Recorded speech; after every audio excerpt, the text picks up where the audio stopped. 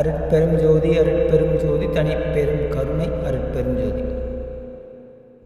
யோகத்தில் நம்மளுக்கு வரக்கூடிய மாற்றங்கள் என்னென்ன?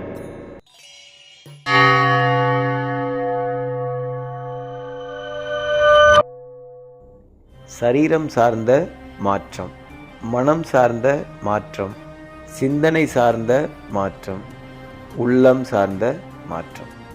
இந்த சரீர மாற்றம் என்பது நீங்கள் உண்ணக்கூடிய உணவு, பழக்க வழக்க நடைமுறைகள் மற்றும் அபியாச விதிகள். மனமாற்றம் என்பது செய்யக்கூடிய காரிய பந்தம், அதனோடு இருக்கக்கூடிய தொடர்பின் நிலை. சிந்தனை மாற்றம் என்பது எதை நோக்கி நாம் நகர்கிறோமோ, நமது வாழ்வியல் நகர்கிறதோ, அதில் இருக்கக்கூடிய முற்றிலுமான தெளிவு. இதைத்தான் நான் செய்ய போகிறேன், இதுதான் எனக்கு வரும், இதுதான் என்னுடைய நிலை என்பதை பூரணமாக தெரிஞ்சுக்கிறதுக்கு கண்டிப்பாக சிந்தனை மாற்றம் செய்து பார்க்க வேண்டும். உளமாற்றம் என்பது எடுக்கும் முடிவுகளையும் சூழ்நிலைகளையும் காலத்திற்கு தக்கவாறு புரிந்து கொண்டு செயல்படுத்துவது. அடிப்படையில் இருக்கக்கூடிய சரீர மாற்றத்தால் உடல் இலகுவாக மாறுங்கிறது சத்தியம்.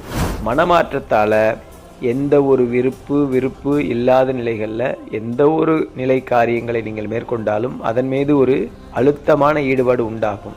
சிந்தனை மாற்றத்தால் உங்களுடைய பழக்க வழக்கங்கள், பேச்சு முறையாக இருந்தாலும் பேசக்கூடிய விடையாதிகளில் இருக்கக்கூடிய தெளிவு, இது சிந்தனை மாற்றத்தால் மட்டும்தான் ஏற்படும்.